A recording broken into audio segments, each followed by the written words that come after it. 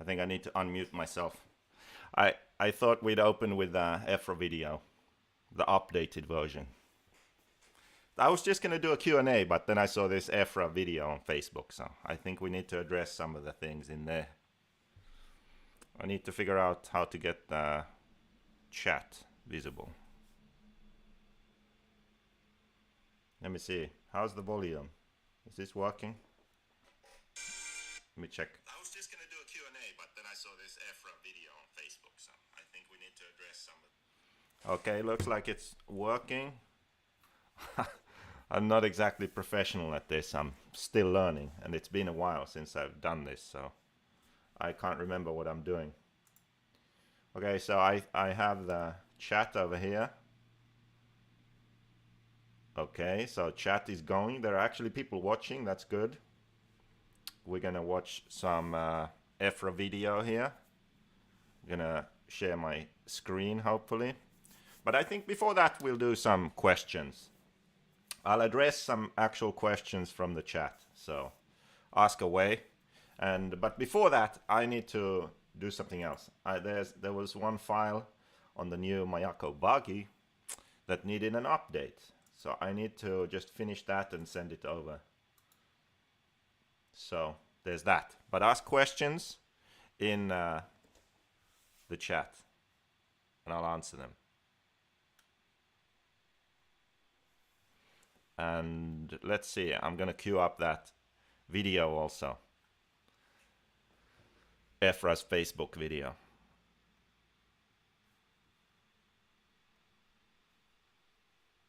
Sorry, we're having trouble playing this video. Have they blocked me somehow? I have a burner account so I can check this.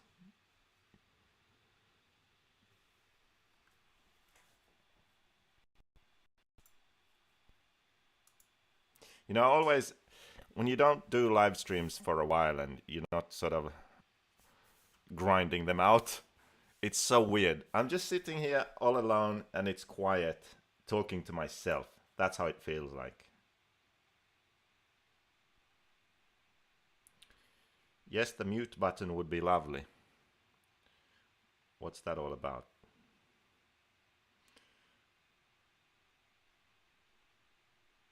Okay, let's see if we have any questions.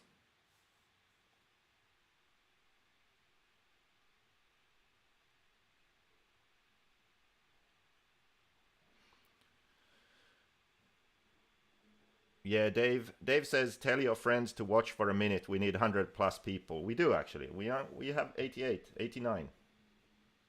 Hello from Israel. Hello from Belgium.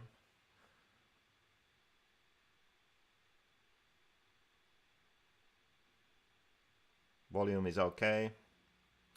Have I ever run Hobao Hyper 7 Nitro? Yes, I raced for Hobao for a few years, and I basically ran Hobao for the entire lifetime of the Hyper 7, so I have run it.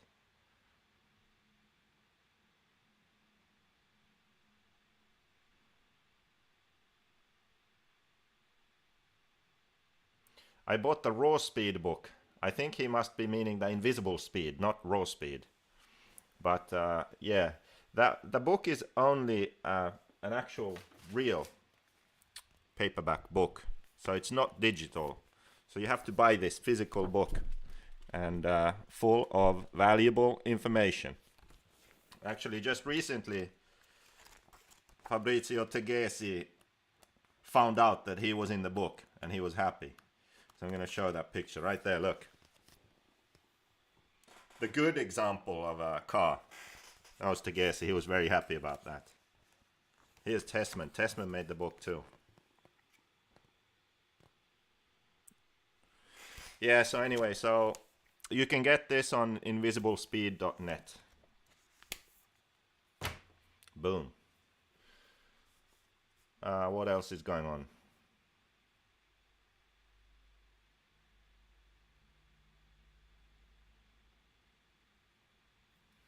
Something about the white guitar in the rear. It's not actually. I can show it to you, but it's not white. I'll show it in a minute. It's just the lighting makes it look white. In one of your videos, your Nitro car was there. It had new upper arms. Is that the new design of the Mayako car? Yes, so the new Mayako buggy actually, you can have it with upper arms or with upper links. So yeah, I guess I can say that because people have basically seen that idea already. So not a huge surprise. I've been running upper arms on my Black Edition just for that reason, testing. Books have been shipping out since, I think, was it December? November or December, so yes, shipping out books.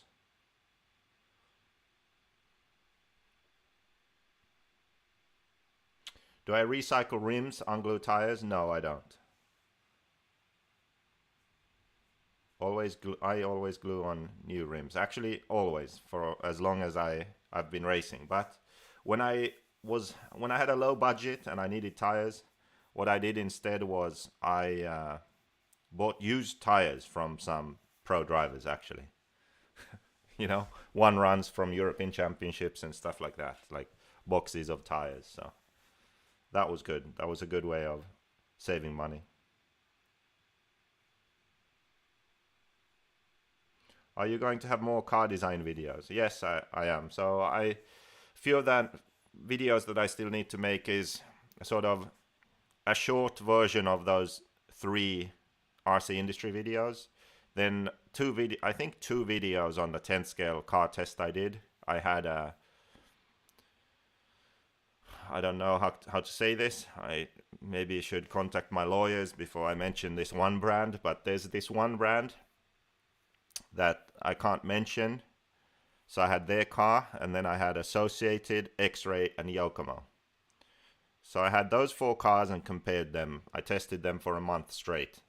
So I'm gonna make a couple of videos on that, and then I'll also be making a video series on the Invisible Speed book. So not exactly telling all the same things as in the book, but sort of covering those subjects. So I'll start that in a few weeks' time.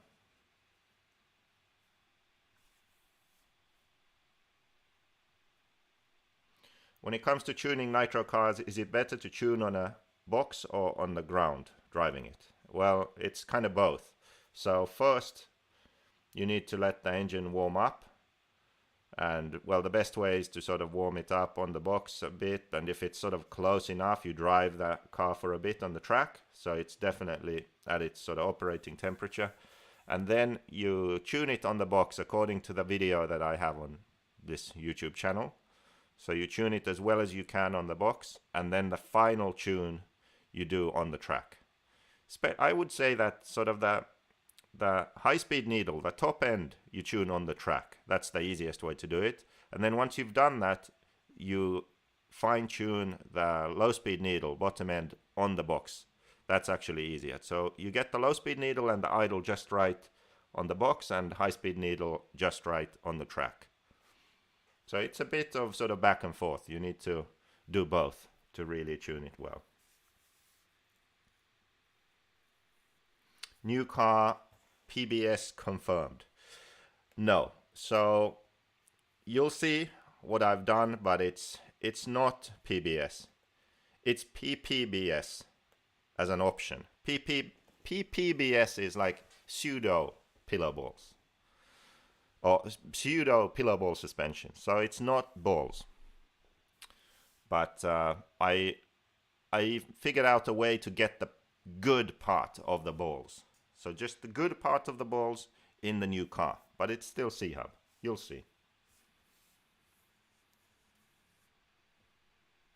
What do you think about the Hyper 7, MP 7.5, MP 777, MBX5, MBX6 against today's buggies? Okay.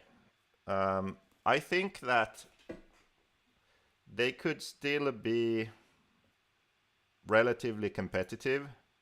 Maybe the most competitive would be the 777 out of those. And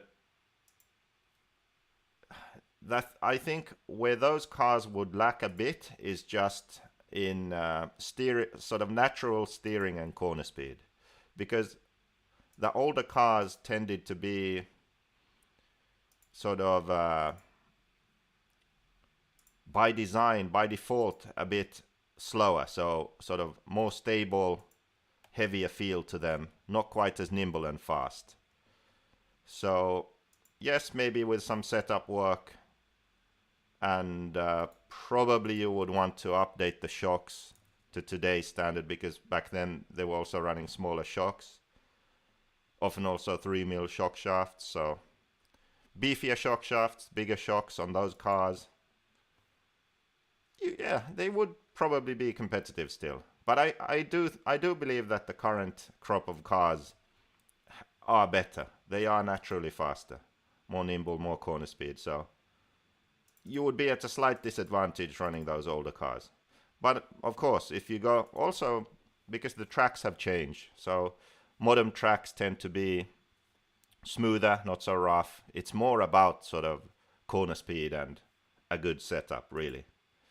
The tracks aren't as blown out and sort of inconsistent as they used to be back in the day. Like if you think about the World Championships in Indonesia, how that track was, like they were like chunks of track the size of my fist, you know, just rolling around out there, and dust, and just the track breaking up all over the place. You couldn't even do all the jumps. Like, we don't really have those kind of tracks anymore. Now, on those kind of tracks, then yeah, you could definitely be competitive with those older cars. But go to Thornhill, like a polished, super smooth surface. I don't see it happening. I think the modern cars are faster.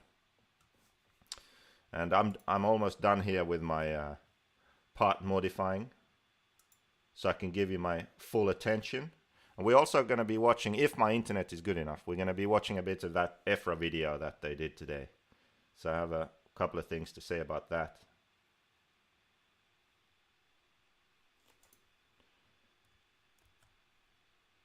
So just type your questions in the comments, and if you want to be sure that I see it, then send me $1 with Super Chat. That's always good. Then I'll definitely see them.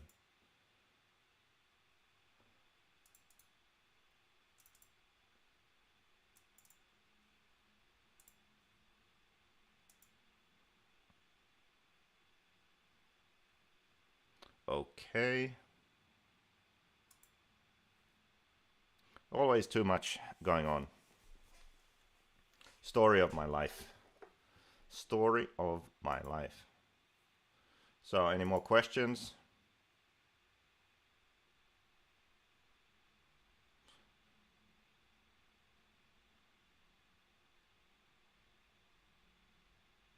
Low mile tires and batches from drivers changing sponsors can be good deals. Yes, and I think these days it's even easier, because back then when I started there was no social media, so I could only really get those deals from drivers that I met or knew. But nowadays, you see someone in your home country switching a sponsor, just send them a message on Facebook like, hey, I see you switched to Proline tires from AKA or whatever. Like, do you have any tires you would sell? Like, most of the time, drivers who switch, they don't return that stuff. And even if they do, they don't return old stuff, used stuff. So most likely they would sell you that stuff pretty cheap. So yeah, there's a tip for you who want to save some money but still have good tires.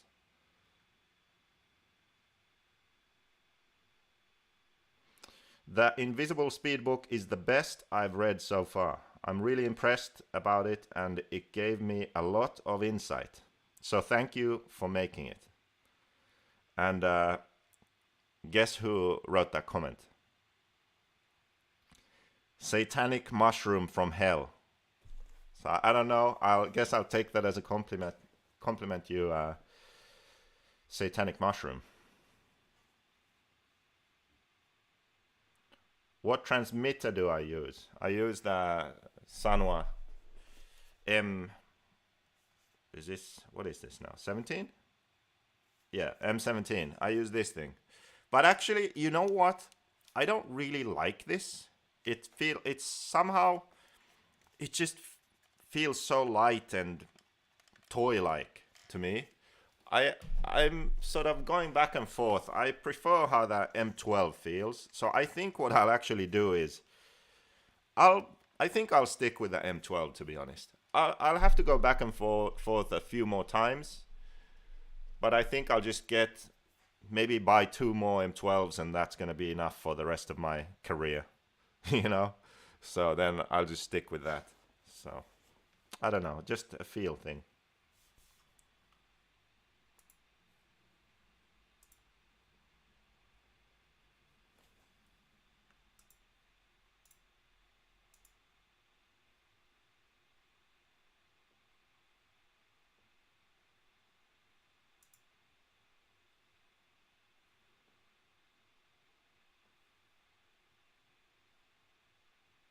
Okay.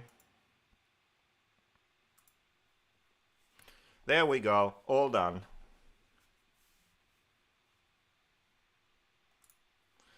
Back to questions. Where was I? What's your opinion on 1/10 electric touring car modified class? It's actually a fun class. I think I used to race it back when I was always in Finland over the winter. Winter time, I would race 10 scale electric touring cars on carpet.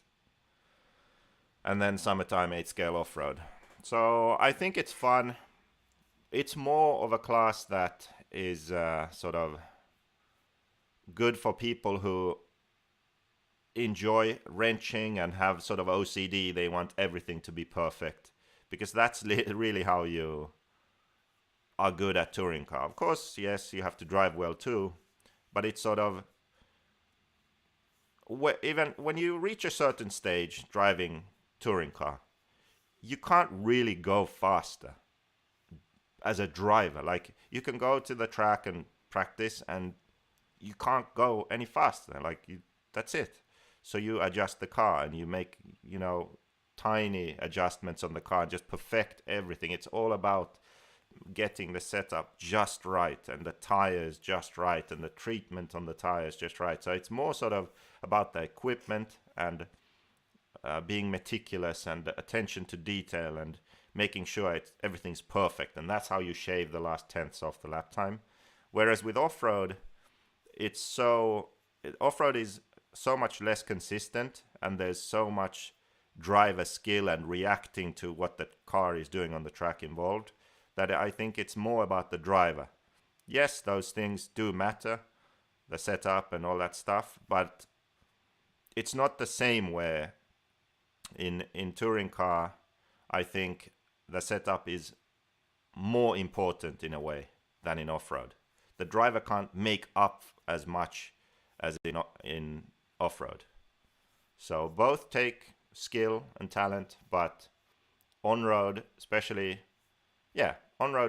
I think it's more important to get all the last details right on the car and the engine and the tires. In off-road, it's also important, but it's more important to get your driving just right. So it's a bit different, I think.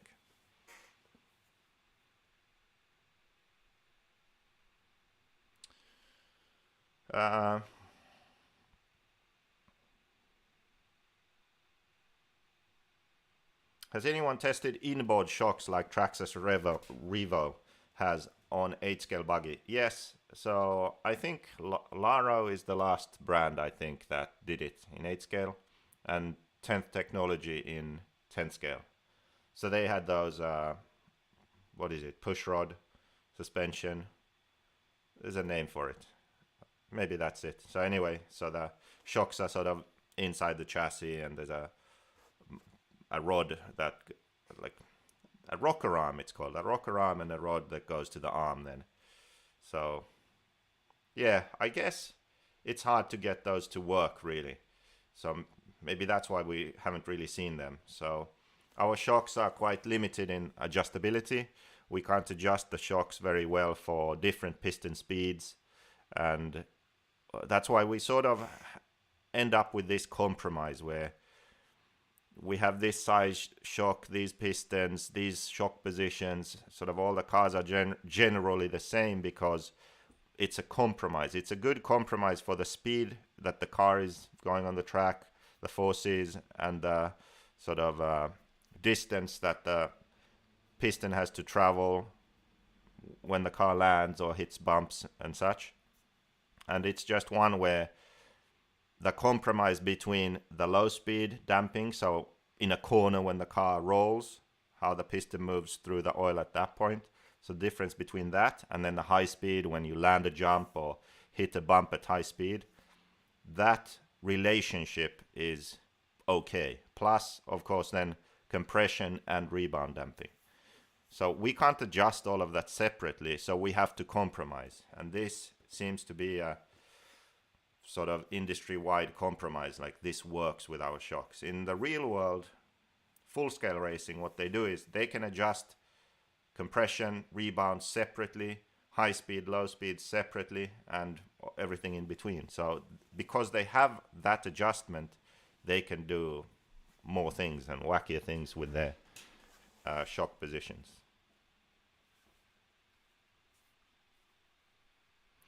Will the Mayako buggy have replacement bushings in the C-hubs? Yeah, so the system will be different. It will be like the Serpent, or I think the HB also has the same. So instead of a kingpin screw, it's a pin, and then the pin is locked with a grub screw, and the pin slides into a bushing that then is pressed into the steering knuckle. So the only parts that can wear out there are the bushing and the pin, and those are easy and small and cheap to change. So the knuckle doesn't wear out and the C-hub doesn't wear out.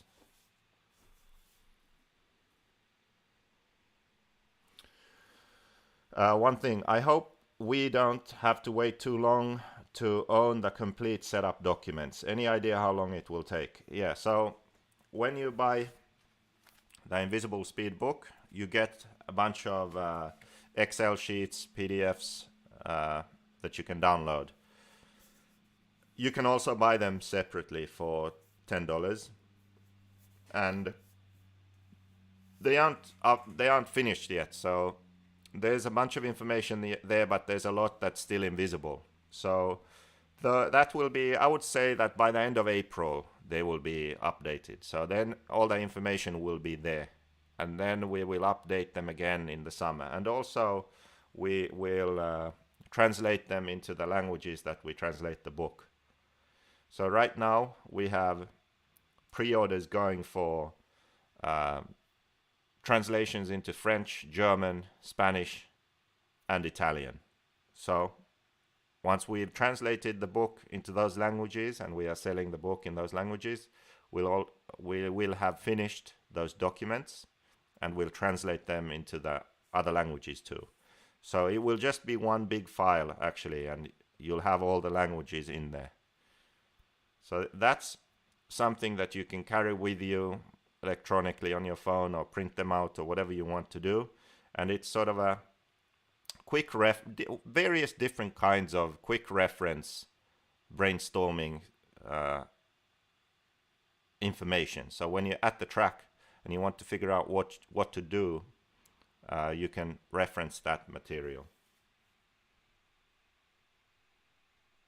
If we have enough questions, maybe we never get to the EFRA video. Do you even want to talk about the EFRA video? Post some comments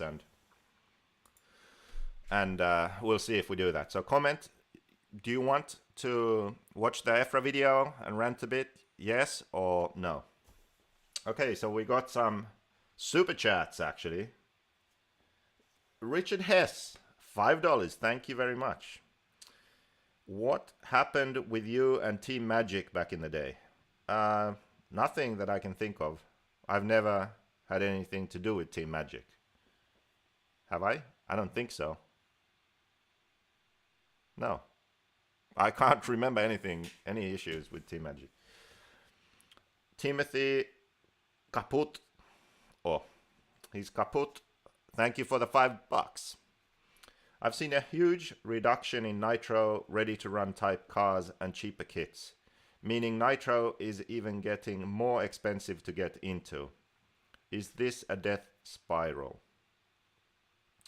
Yeah, I don't really know why. I know for myself, I stopped doing the ready to runs because my brand wasn't really the right kind of brand to sell ready to runs, and also the profit margins just weren't there.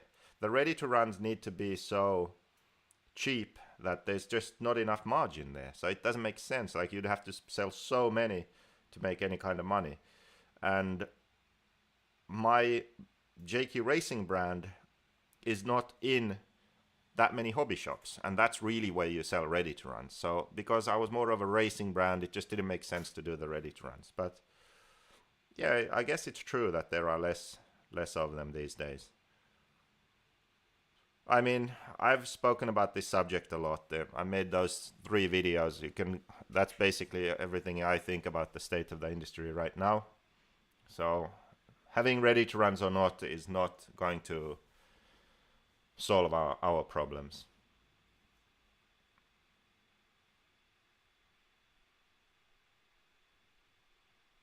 And those translated books, someone was asking. So the goal is to be able to have them done by the end of April. So that's the goal. RCGP is posting some news on Monday about the coming races. Someone was asking about that.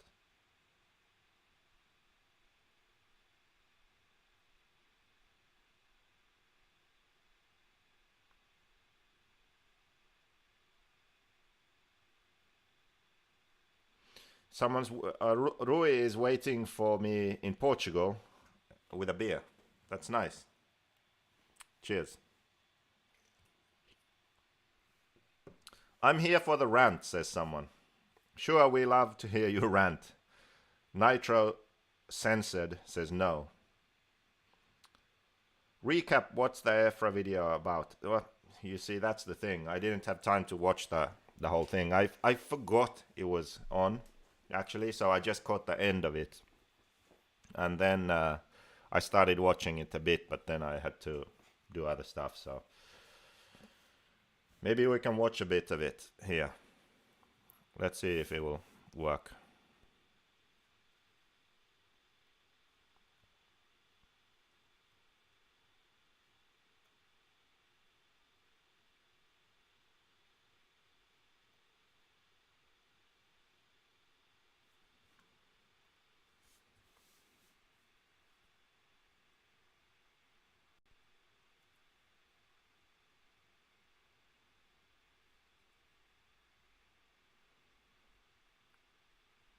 Why does Kyosho have less support in the US? I don't know why, it goes in waves. I think in Europe Kyosho has been relatively steady the whole time. But for some reason in America it's gone in waves, you know. Sometimes there's a lot of action, and sometimes there's one guy. And I think right now there's one guy at the big races with Kyosho. So I don't really know why that is.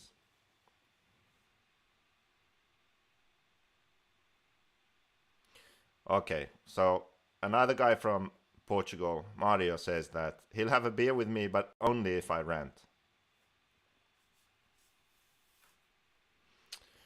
Shane is asking, do I think that the Invisible Speedbook is good for a new racer or more experienced?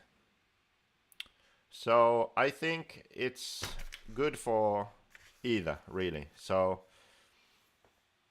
it's written in a way where, at least this is what I attempted to do, and this is the feedback I've got, that even if you aren't familiar with these concepts, then as you read it, you learn about them and you can understand what I'm talking about. So I think it's good for a beginner too, especially if your goal is to stay in the hobby and improve your driving and car setup knowledge. So then it's good, and it's a book where you don't need to read all of it in one go.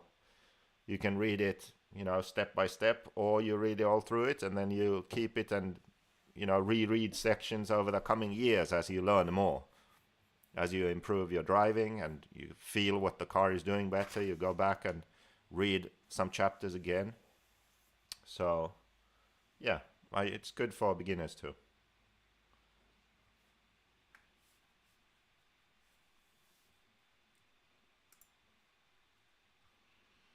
I don't know if my internet can handle watching the EFRA video, because the EFRA video is on.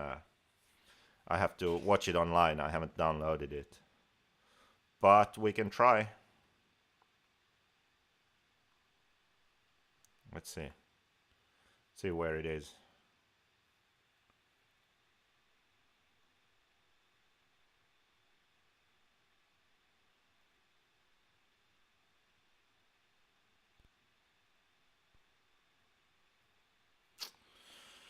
Yeah, I guess we can try.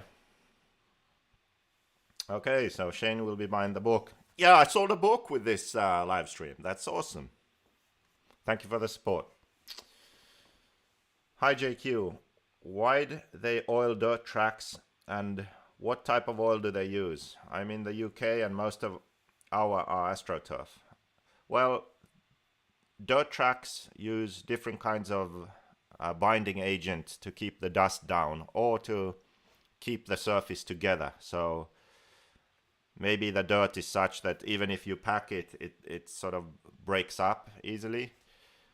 So just to avoid that, different tracks use different kinds of binding agents. So the best is, of course, some sort of natural, some biodegradable stuff. So some kind of molasses, or there was this Dustex, it was called, this binding agent that I can't remember where it's from, but we use it here in Sweden and Finland. You mix them with water typically and spread it on the track, or as you are building the track, you mix it in with the dirt. And it just helps to... Oh, another thing we use is road salt. So in Finland in the wintertime they put salt on roads, and I guess also on dirt roads they do it in the summertime. So that's something that we've used because it helps to bind moisture and reduce the amount of fine dust. So yeah, it's just to keep dust down and also possibly to bind the surface more so it doesn't break up.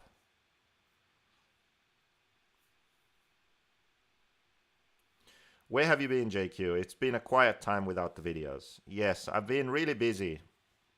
I'll still be super busy for at least a month, I would say. And then I hope that after that, I would have time to do these videos a bit more. But yeah, I've been busy working on stuff for the future.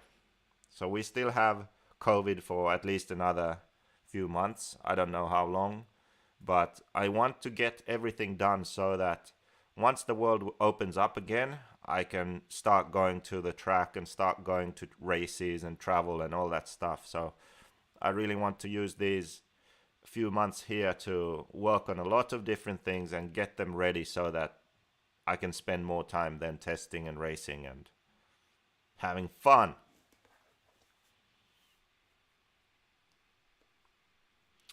Satanic Mushrooms is back and says, Shane, yes, it's good for beginners too. It makes you understand setup way better than a simple sheet.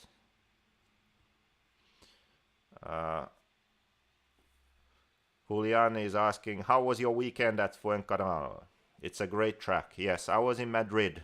So I hadn't traveled for a year, basically.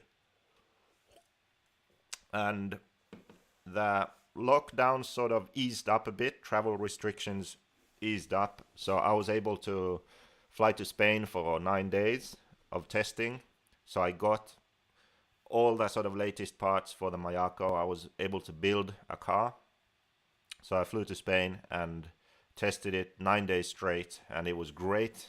I mean, after a long break like this of not racing 8-scale Nitro, it feels so good to run some Nitro again. The last time I drove was in October. So that's definitely the longest break I've had since I started JQRacing, definitely. Yeah, so it was early October, so it was November, December, January, February, March. It was 5 months of no 8-scale Nitro. That's a long time. And actually, it was 3 months of no RC, 3.5 months of no RC cars at all. 3.5 months. So that was crazy. But it was great in Spain. So Miguel, he has a great track in Madrid. And he's a super nice guy. The track is always available when you need it. So thank you to Miguel and the club at Fuencarral. And hopefully I can go back there. So it's good. I know the lap times now. I know how the car feels on the track. So hopefully when I get new parts again, I can head back over there to Madrid for some testing.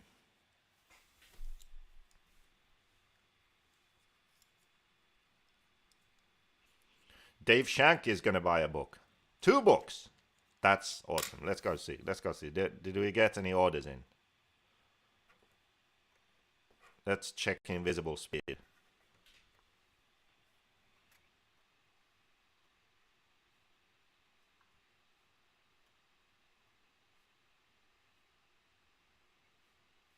Oh yeah, there's an order.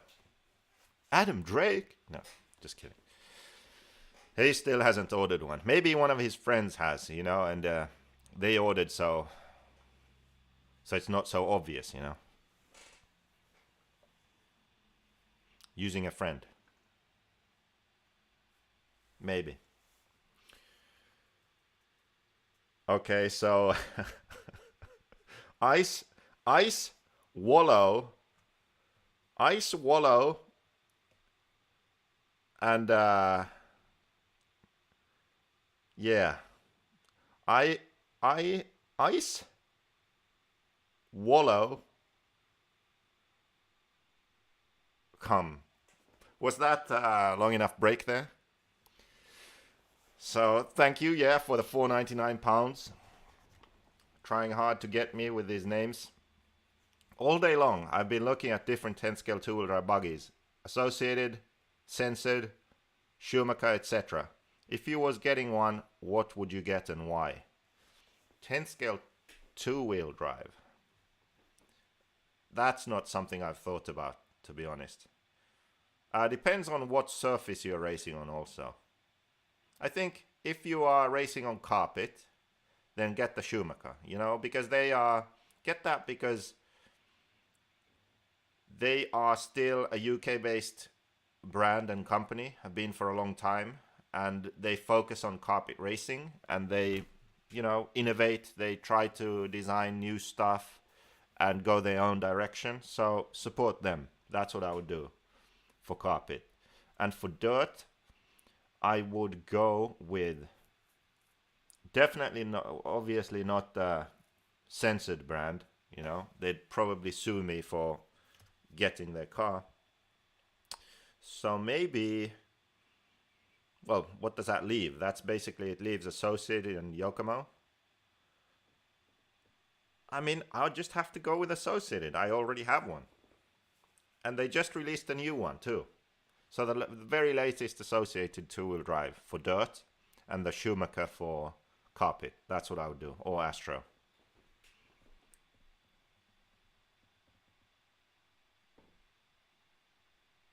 Because of local part support, I'm at a toss-up between the unmentionable C-Hub car and the Associated. What would be better for a first Nitro buggy? Oh god. So if you are buying a first Nitro buggy,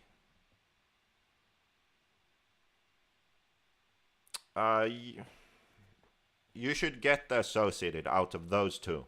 If I was going to get one, then yeah, get the Associated out of those two. It's, yeah, that's what I'd do.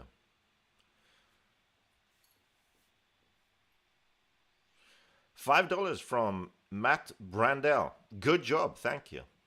Thank you very much. Do you have a link to the Drake's channel? What are you talking about? I haven't raced since November, says someone. Ice Wallow, says Gestic. Thoughts on parts of Europe going on lockdown again for a month? More RC races cancelled? Yeah, I think so. So a bunch of countries are on lockdown and restrict gatherings. So I don't see every race being able to go forward.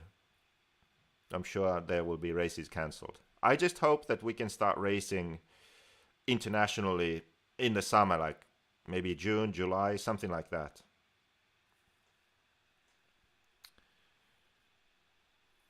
Someone is asking if I muted myself. No, I didn't. So is that sound okay? Let me check. In the summer, like maybe. Yeah, seems to be working for me.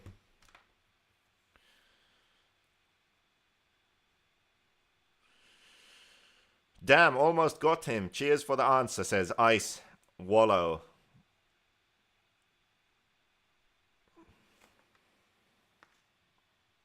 Come. Nearly got me. It was worth the $5 or whatever pounds.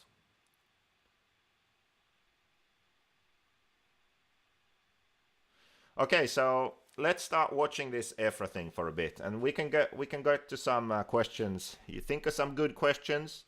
Maybe send them as super chats, so then I'll check them after the video. Okay, because if there are many comments during this, then I won't necessarily see the questions. And let me know if the quality goes to complete poop after we open this video, which is possible. The EFRA development plan. So just very briefly, what is the EFRA development plan?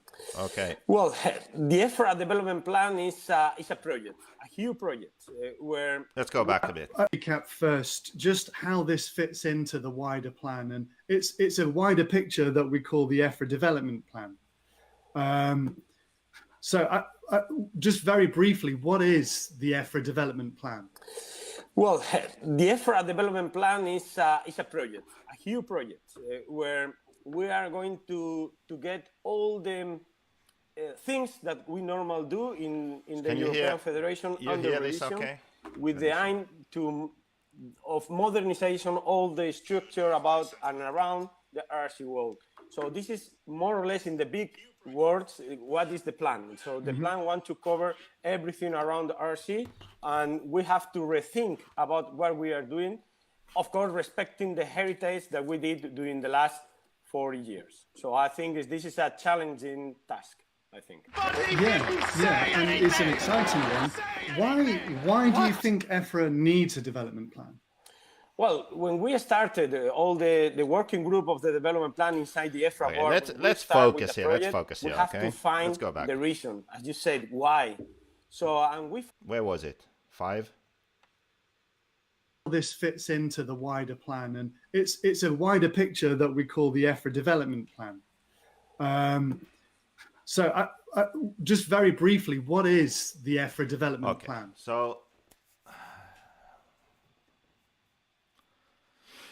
Breathe deep. Okay, let's just take a moment here. This is now EFRA talking about the EFRA development plan. I opened up this live stream with a 2.0 development plan video. The idea is to modernize EFRA, do new things, you know, bring RC racing into the 21st century, or what are we now anyway? So, you know, just get things going again. Improve the current state of racing. That's the idea. So how are they going to do it? So focus on this, like, what is going to change and how is it going to change, right? That's the point. What is this development plan? Like, give us something, give us some substance, right? That's what we're looking for here. And here we go. So Matt asks Javier, what is the EFRA development plan? Just in brief.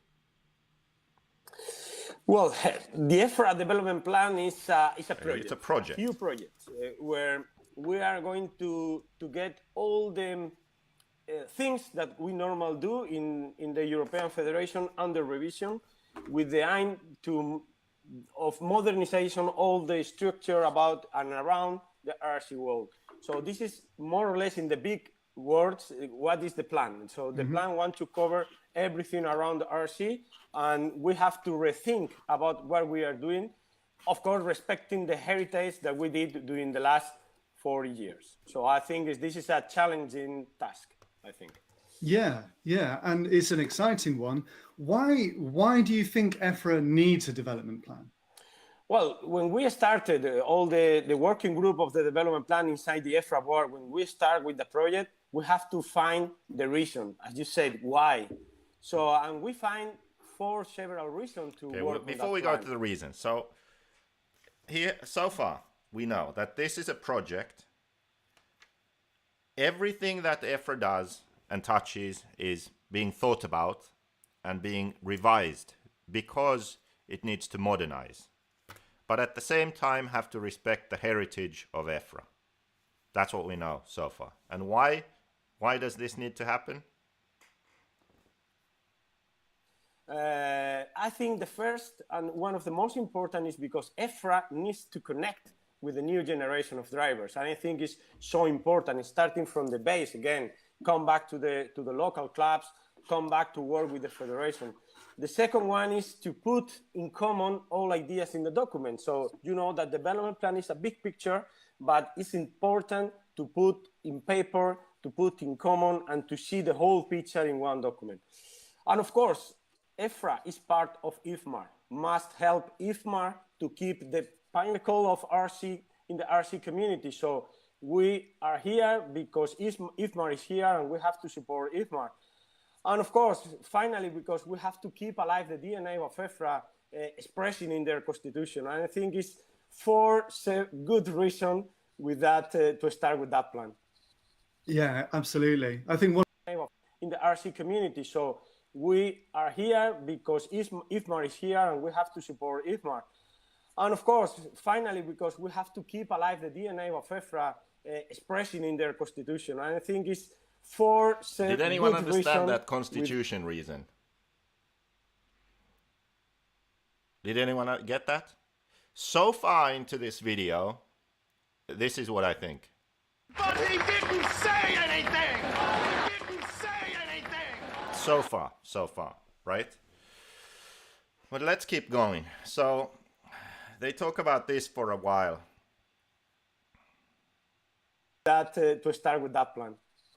Yeah, absolutely. I think one of the things that stands out to me in what you say is that it's identifying the important things within EFRA that should never change, the heritage, the sportsmanship, the whole ethos, but there's the things that have to change and we have to identify them in order to modify and move with the times. Exactly. It's like a company. So you know that we are a non-profit association and we are working mainly with passion, but also we cannot forget that we are the structure like a company. So we have to provide the news that people expect in the new era. So pay attention to what he just said. He said, EFRA is a non-profit company and most people are just working there for the passion of RC and what they're doing. Like they aren't getting paid, you know, there's no money going around there. Like it's a non-profit, it's passion, they are volunteers, right? But at the same time, it's structured like a company, okay? Just keep this in mind. Let's keep on going. That every company did in the past or normally in the normal day of day. So now it's time of EFRA in that part. And I think this is the first step and this is the first step forward, visible step forward. Because we started a year ago. They started a year ago. Of course, yes. And so that brings us to the first step, which is the rebranding project, which was a big task, really, and one that we knew we had to handle with care. It's not simply about just modifying. Get this. This is a big project where everything is being looked at. Everything is under revision. Everything EFRA does is under revision to modernize and to rethink and get with the times, right? That's what's happening. And a year ago they started with the rebranding. And now in this video they are going to show the logo that they did. Now, that's good. It's something positive, new, whatever. But the problem is that everything is being revised, and the progress has been such that under COVID, he even says it at one point, it's good. Like, even though COVID isn't good, the good thing is that there's, no events. There's more time to do all this stuff. Yet, where is that stuff? A new logo? That's it? This is a bit of a problem. And I spoke about this in part 3 of my industry video. And the problem is that so far in this video, and we'll keep going, but so far in this video, the problem is that he didn't really say anything. Talks a lot, words are words, right? But actions are different than words. So when we look at this development plan, and it's so big and massive, and everything's great and positive, and we're gonna do this with the kids and media and wow and all that, that's great. And if you just look at that, then there's really not much to complain about, right? But then when you look at what EFRA has actually done, it's a new logo that we're going to see now after over a year. That's what they've done. Also, we'll see later in the video there, in the comments, there are some people who want to work with EFRA but aren't able to. And in the video, he says that they are open to working with different organizations, different people. It's all about collaboration. But in reality, when you look at what's happening, it isn't that way. So this is the problem I have with this. But anyway, let's keep on going. Throwing out what we have in the past and just chucking something new in. It's about taking what we have and making something that is authentic to what EFRA stands for, and is in keeping with all the work that's gone before us. So we knew that this project we really had to handle with care. Yeah, of course. I totally agree with you, Matt. And also because we have to respect the heritage of EFRA, that's completely clear. But everybody knows that the brand, the branding, the logos is one of the first steps. Okay, so Dave Shank is saying that need to agree on the needs, then the results will come in time. It will take time. Rome wasn't built in a day. And here's the problem. So the development plan that EFRA has now, it's not new. It's the same kind of stuff that they were talking about 10 years ago, 15 years ago, probably even longer than that. But that's how as far back as I looked in the meeting notes. And I did a video about this where I went through the meeting agendas. So they have been speaking about these same things for 10 to 15 years. And the only things that actually have changed, and the only thing that EFRA changed, like their action was really positive and good, was when they started paying RC Racing TV to cover the Euros. Because that brought so many more eyeballs on the hobby. And that's really the best thing they've done, because RC racers who already race were able to watch the European Championships in all different European countries, right? So it gave them more of a reason to keep at it and practice and want to go to the European Championships, because it's more of a spectacular event. Like, it's streamed online, all the finals are streamed, and Nick Damon is commentating on it, and so you can go there and race, and you'll see yourself race on the live stream, especially if you're doing well, fighting for a bump up spot or a win in a lower main. So it's really important and it's really good. That's the best thing they've done. Now, what did they do there? They took their money, which they have, their 200,000 euros in the bank at this moment, for example. Could have and should have a lot more, but at least they have that. I heard that this is allegedly one of the main reasons that the RC Racing TV deal happened was that EFRA had so much money. So in the last years, they actually had some issues with their non-tax tax exempt status as a non-profit in Sweden or something like that because they had too much money, and they've actually transferred away from Sweden. And also it was around that time that they needed to then spend some money, so they spent it on media, on RC Racing TV. So I mean, maybe it needs to be a situation where they're forced to use some money and then they actually do something. But hey, whatever the reason was, wherever they did it, it's good that they did it. So they took some money, they paid an outside company to provide a service for them. And that's the best thing they've done. And my argument is that they need to apply this thinking to more of what they do. So race organizing, promoting the event itself. Pay someone to do that. You know? Pay a company whose livelihood depends on putting on a great event, figuring out locations and promotion and running a great event. You know, they could do that, and I think they should. Maybe not for all European championships, but pick one class or two classes a year and focus on that, and that's sort of the focus of that 1 year. And that's then the biggest European championship that year, and maybe join a full-scale motorsports event that year. They can do this. They have the live streaming, they have a company that focuses on putting on that event. It's out of their hands. They just provide some budget and guidelines and rules and that. Then that company takes over, finds the location, and suddenly we are racing at a MotoGP race or Formula One race or some other big event, some music festival, something where there's a lot of people. It's possible to do.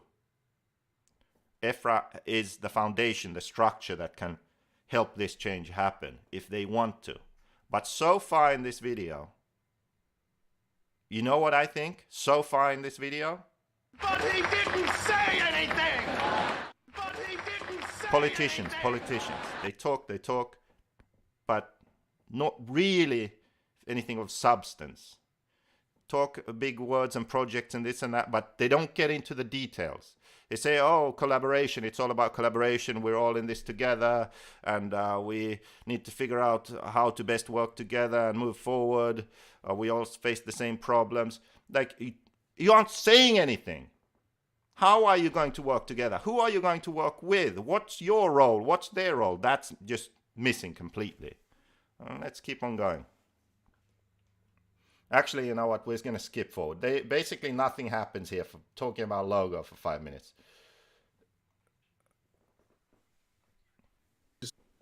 Sport, and to Exactly. give people clues of what it is that we do. Exactly, because we want to achieve people from all over, of all different areas. So we want to motivate the drivers, the current drivers that we have. We want to get more drivers, but also we cannot forget that still we can get fans. Fans means that people who are maybe not interested in RC, but maybe we can join us. Maybe we can get fans. So we have to provide a good sentence, that this sentence is thanks to all members of the working group that, you know, Matt, the discussion about what would be the best sentence. And it's easy to say, hey, just a sentence. Yeah, but this sentence make months Okay, of so discussion. this proves my Yeah. whole You know, point. Listen to what he just said here. Listen to this. Have to provide a good sentence, that this sentence is thanks to all members of the working group that, you know, Matt, the discussion about what would be the best sentence. And it's easy to say, hey, just a sentence. Yeah, but this sentence make So months of this discussion. proves my point exactly. I was saying that the problem is that the development plan sounds great and it looks good, but the problem is that nothing will change. And why? They spent months of discussions in a working group with different people, with Zoom calls and meetings and back and forth and this and that, discussing a freaking tagline for EFRA. Okay? That took months. So how are you going to get to the point where some actual tangible progress happens? How are you going to be able to introduce a new racing format that's, you know, shortens the event or gives for more heads-up racing or this or that? Like, how will you do something that's actual, noticeable, positive change? better racing format, better coverage, more accessible, these kind of real changes. How will you achieve those if it takes you a year to make a logo and months of discussions and meetings to be able to come up with a tagline? If you have to have a meeting on Zoom and call and chat and talk and discuss the meeting that then will decide a tagline, and there, you know, it's just not going to work. It isn't. They are like, I don't get it. How is this an achievement? This should be something that's like settled in a short amount of time without any meetings about that subject. Like it's a part of a bigger agenda meeting. Yes, yeah. You know that. There was many different directions that it could go in, and we examined all of them. And actually, one thing that was integral to our decisions they was show the actually logo listening to some a people and second they're like, group oh, of this is people. some racing or And something. Like these were completely people from irrelevant to completely RC. outside of. What does it matter?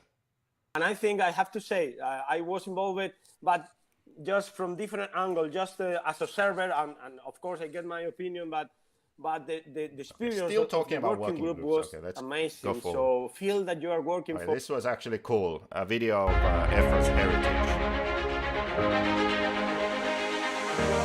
It's a good video. Go on EFRA's Facebook and watch this whole thing. We have EFRA's heritage and Have a small private race, a small event. You can change the rules as often as you like. You can change them at lunchtime and it's different in the afternoon. Yeah, of course. Because if people don't like it, they can leave. But there is only one European Championships. It's not that we can say, if you don't like it, leave. We have to represent a whole organization. And with a ship this big, you can't take tiny turning circle and just go to the left. It has to be a smooth turn to take everyone along board. Basically making an excuse. So EFRA can't make changes to rules and such easily because it's a big responsibility and they are the sort of foundation of RC racing, European Championships, massive stuff going on. Both guys are sleeping here. Both guys are asleep. Interesting. And this is true. And like I said in my video before, this is actually the strength of EFRA.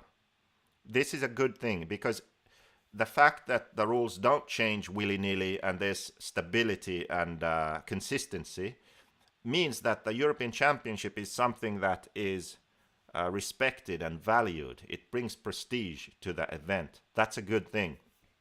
But I feel like they are using this as an excuse. Like, oh, we have to keep it this way. No, it's wrong. This is a important reason why EFRA needs to work with other race organizers and series like EOS, like RCGP, like whoever else is putting on, like these Masters of Europe, you know, these tracks and organizers coming together and making sort of a European series for 8-scale off-road.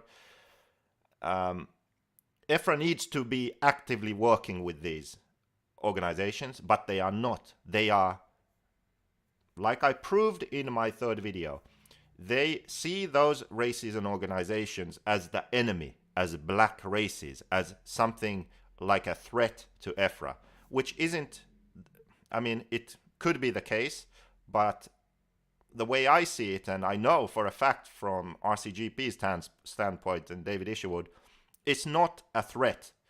RCGP wants to work with EFRA. I know that, but not happening, is it? The reason that it would be good for EFRA to work with these other races and organizers is because that's how you can figure out good racing formats and schedules and all of that stuff. Now what they are planning on doing is just, okay, we're going to reinvent the wheel here and think of a new format. You know what? If they ever get anything done, I bet you it's going to be some half-baked idea that already was tried somewhere else. Now, if they were serious about this, if they really wanted to do the best they can for RC, they would work with the race organizers and organizations who are already doing this and together figure out, okay, we tried this, didn't work. We tried this, it was good. We tried this. If we had changed this one point, I think it could have been even better. Okay, for this class, I think this format would be good. For this class, that. Instead of in their working groups again, trying to do this on their own. Why do I say that? Because it took months for them, months, to come up with a tagline in a meeting. How are they going to come up with a racing format, which is actually complicated to do? Because you have to think about so many different things. One racing format isn't good for all classes, so you have to separate that. Okay, let's look at the format for each class. Then you have to think about the fact that there are different skill level drivers, there's scheduling to think about, the live stream, and also you need to give everyone value, you know, so there are so many different things. Also, it's European Championship, so qualifying has to be important in the fact that it can't be just sort of down to luck. You can't sort of race for practice, seed, qualify, then have some sort of race that bad luck can cause you to have a bad qualifying position. There are so many different ideas for how to do a race format. Many of them have flaws. There are a lot of people who have thought about all these race formats for many years and who have tried different race formats in races. The knowledge is already out there. So that if you are going to create a working group who, by EFRA's own track record, it takes months to come up with a sentence. How long is it going to take for them to come up with a working racing format, right? And then get that format voted in somehow, and then we have a new racing format. Dude, it's not going to happen. And if it does, it's not going to be the best it could be. So they really need to change the thinking on this. Yeah. As I said, so this time means, or this project means that, as I said before, we want to move the whole cake. When I say cake, whole RC community move forward. So I think this is the impulse that we need. So EFRA is just put the idea is, hey guys, this is what we want to do.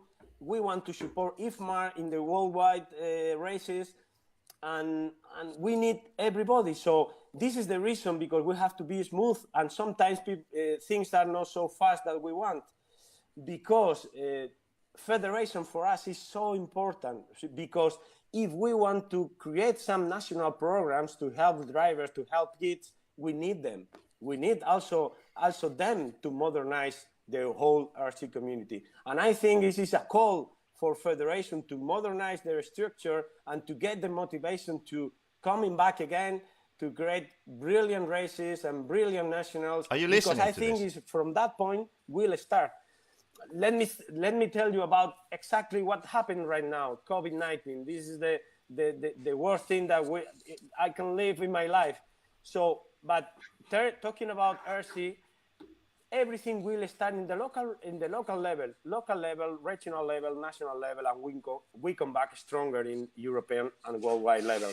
So for that, we need all people together, and that means that we will be smooth and no faster than everybody can think about. They could be faster, because I think we have to take all the. I swear I hadn't seen this part. Did you hear what he said there? But he didn't say anything! The whole thing, I mean, even the work, we have to work together and all that. That's basically the skit I just did a few minutes ago. This is the whole problem. He just talked for 5 minutes, didn't actually say anything. We have to all work together. COVID was bad. It's going to take a long time. It's like, what are you actually going to do?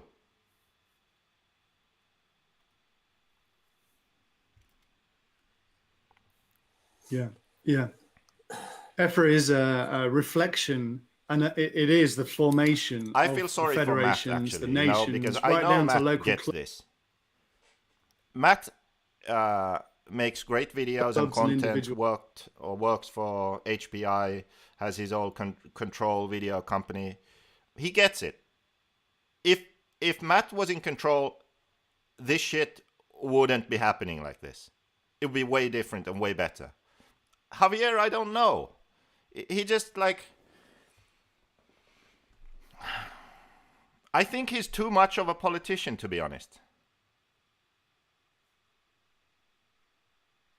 I don't know if this will work, and I don't think it will. I don't think I can't see it. I can't see it working.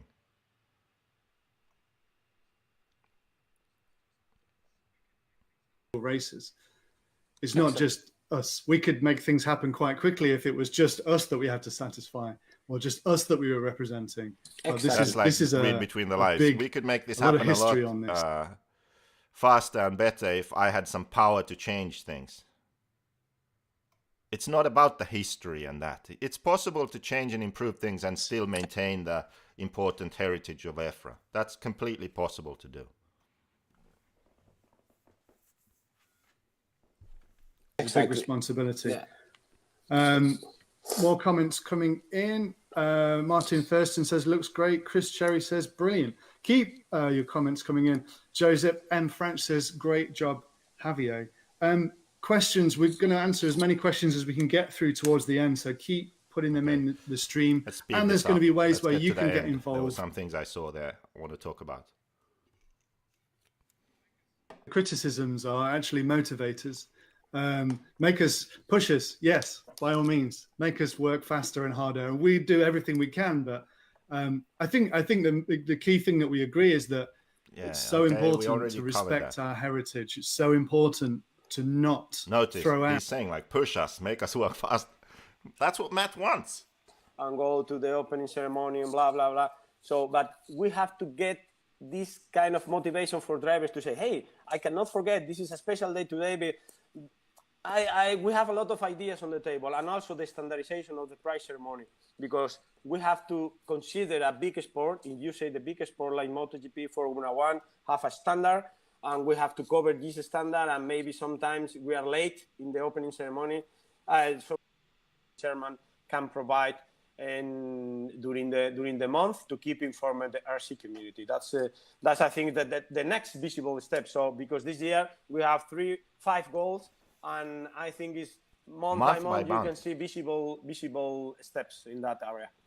Even potentially this activity we have now with a live stream that's interactive with questions. You know what would be truly discussion that can happen in an open forum like this? We would have a live stream with EFRA, JQRacing and EFRA. I want to be on a live stream with these guys, and I will be completely polite and respectful. I will. I promise. But I will not let them get away with not answering the basic questions. Okay? So we come up with some really good topics and questions, and we discuss these, right? And actually get to the root of the issues. Like, can we get answers for these things? That's it. That would be something.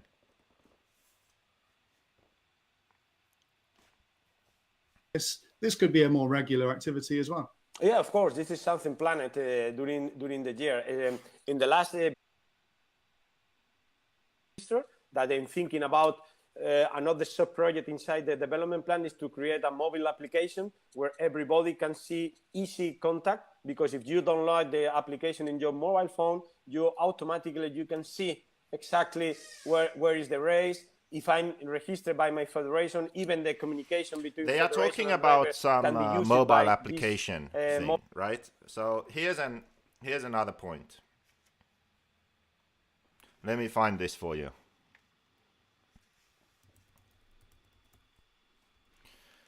One problem that I have unnecessary work. It's something that frustrates me. The problem is that if someone has already done something, for example, and if someone is already doing something, then the best way forward is to collaborate and not do everything yourself.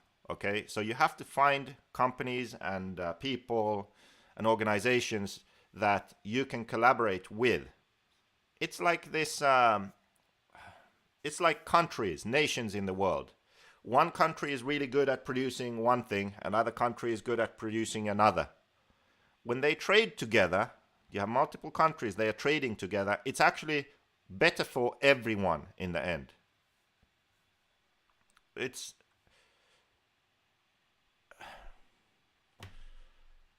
I don't know how to explain this. Like it's just so sort of it's obvious to me, but it doesn't seem to be obvious to everyone, clearly.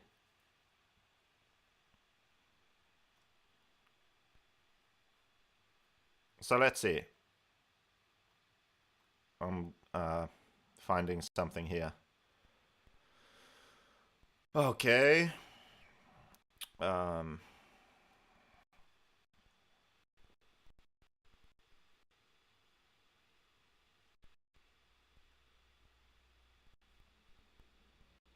How do I need to pull up a comment here from Facebook. How do I do that?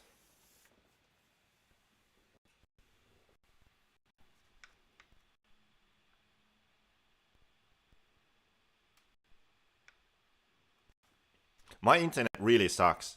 Like I'm streaming and I'm trying to do something online at the same time, and it's just not working. I need better internet for sure. Is the video?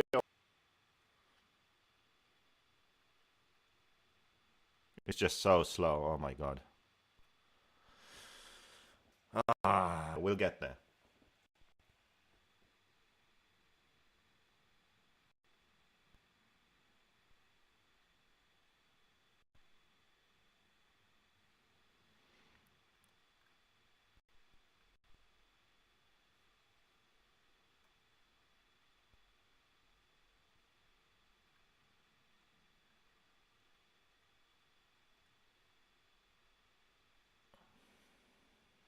Okay, found it. So here they're talking about, you know, developing mobile applications and these kind of technical solutions for this and for, you know, race announcement. And back in the other video I made, I also mentioned how, or I showed they were talking about the EFRA website and how they have the tracks there and the list of tracks on the EFRA website and information. And oh, okay, so they're talking about gathering information and communicating, pardon me, with racers, right?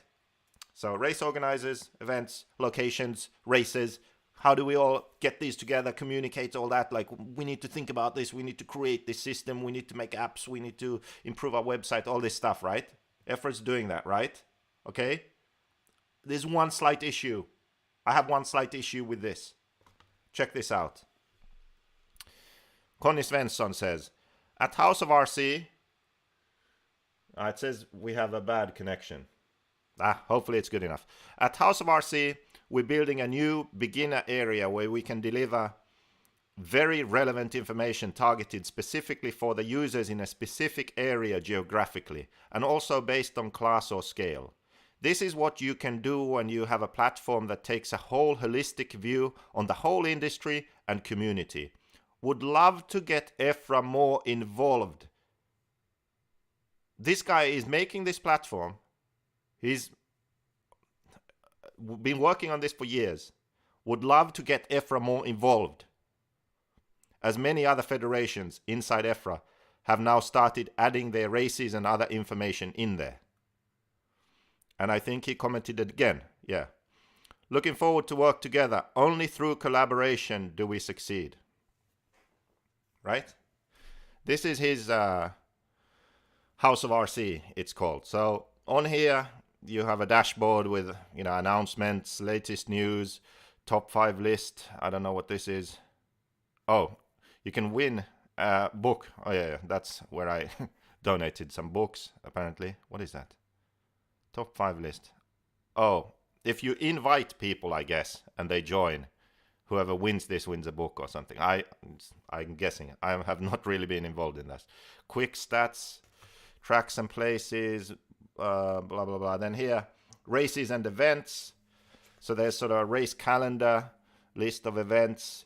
This is maybe the best thing for me, at least, on this House of RC. So it's a list of tracks, for example. So the map view is best. Let's say you're going somewhere, you're traveling to a track you haven't been to before. And let's zoom out if my internet can handle it.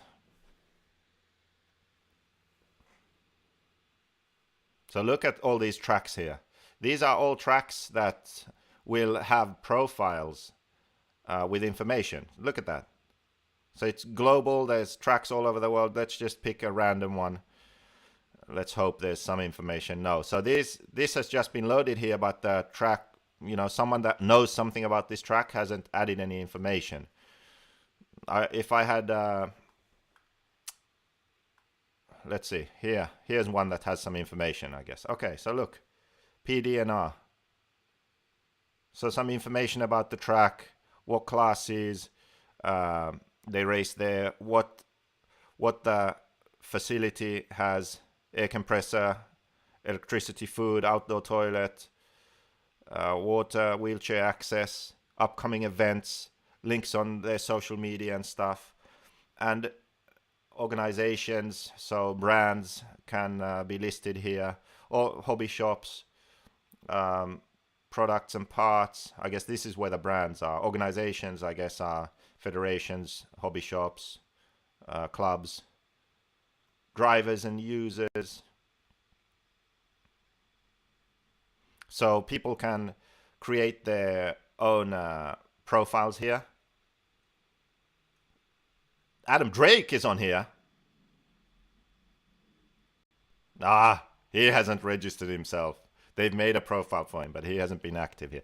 But anyway, so this is something that Mayako will also be using. So the good thing about this is that when you can tag yourself as using a brand, you can make a map of Mayako drivers. So then there's a map like this. You go on the map and you check like where Mayako drivers are, what their home tracks are. You can go to a track and check for Mayako setups for that track, for example. So this is a really good tool for a brand to find, you know, the people that are running their products, but also for the users of a product. Like, hey, I'm going to this track. I have no idea what setup to run.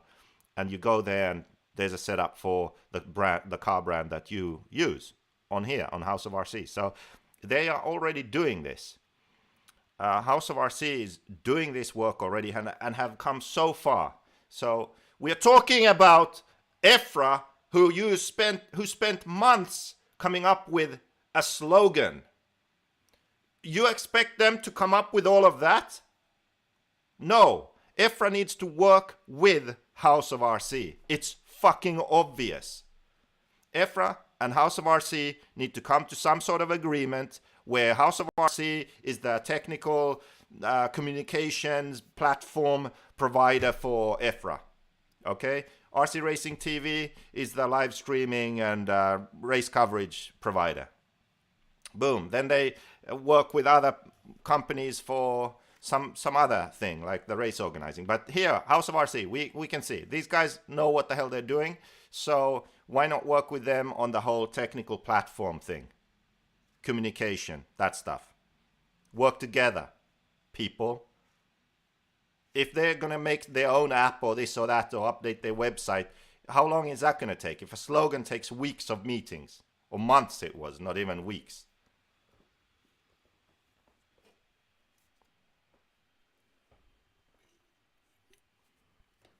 Look, there's a big difference between saying something and doing something, right? I don't care how many times these guys say that it's all about collaboration. We are open to collaborate with everyone. I don't give a shit how many times they say it. I haven't seen it happen. And I don't mean they need to work with me. I don't want to work with them. I want to race. I want to go to a great event. That's what I want to do. I want them to work with House of RC. I'm not House of RC. If they work with House of RC, they don't have to deal with me. I want them to work with RCGP. I am not RCGP. If they work with RCGP, they don't have to deal with me. I want them to work with EOS. I'm nothing to do with EOS. I want them to work with that Masters of Europe thing that was going on. Nothing to do with me. I want them to work with someone who can organize races, events. So it could be anyone, really. Nothing to do with me. I just want EFRA to not just talk. I want them to walk also. Let's go. Let's keep on moving.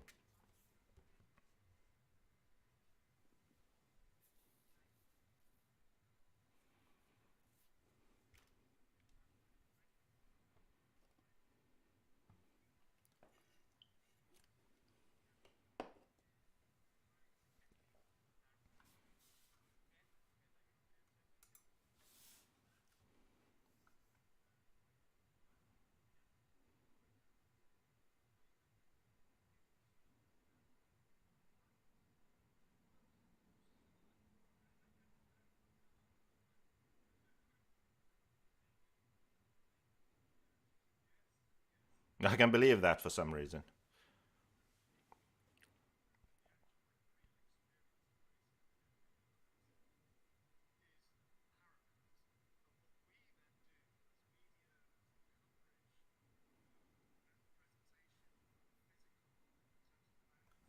Someone says no sound.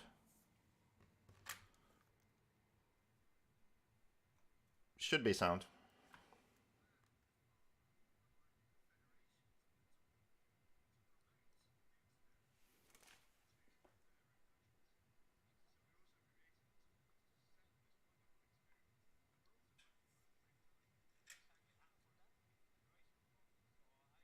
Should be sound.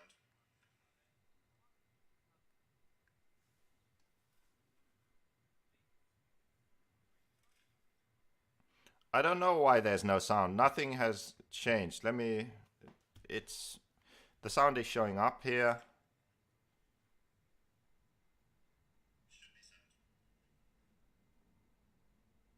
Why is there no sound? Let's see. I don't know why there's no sound. Nothing has changed. Let me... It's... The sound is showing up here.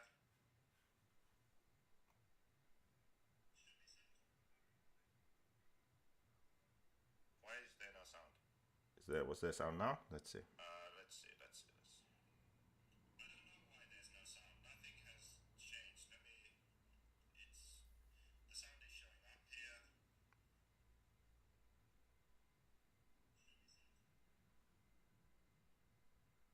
Why is there no sound? Was there sound now? Let's see. No, I don't know why.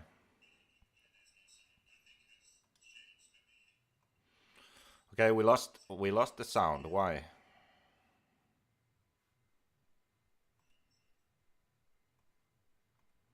Why did we lose the sound? No, I don't know why.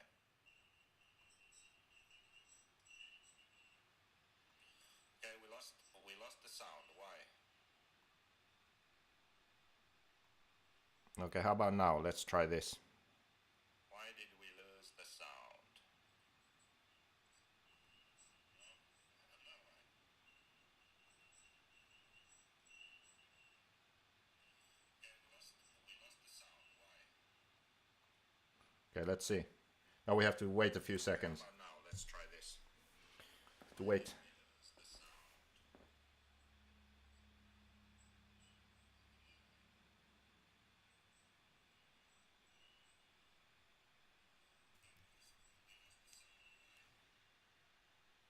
Let's see. Now we have to wait a few seconds. Now let's try this. I don't get it. I have no idea why there's no sound. Why?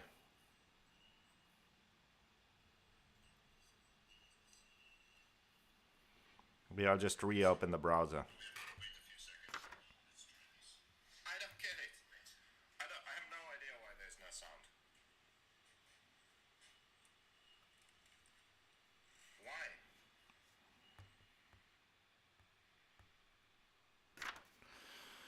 Why? Ah.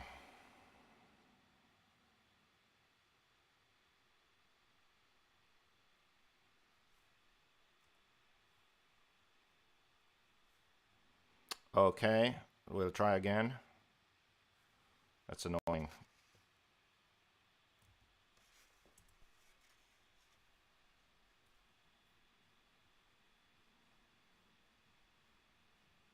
EFRA somehow blocked me. I blame EFRA for this.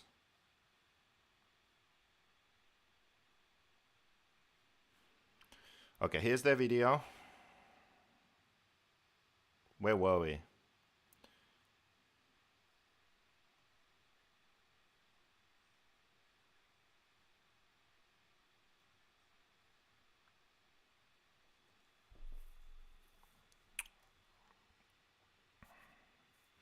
Okay.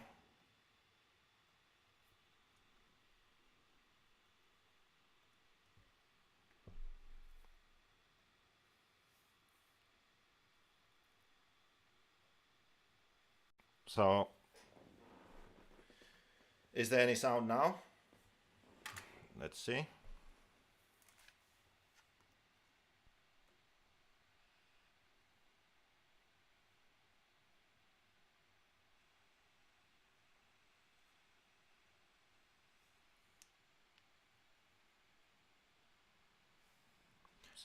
I'm at a loss here.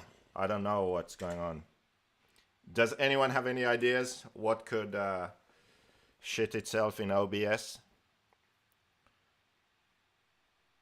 Why would there not be sound? Any ideas? Did I mute the browser? No, I reopened the browser now. I can hear it. I can see the sound, so the bar moving also.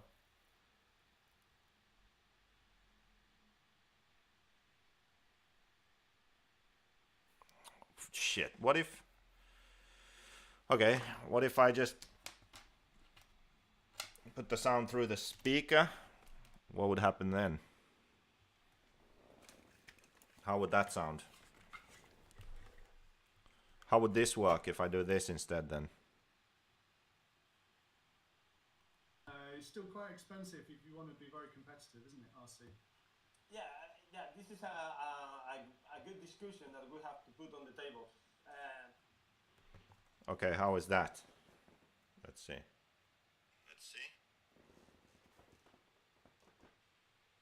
Put the sound through the speaker. What would happen then?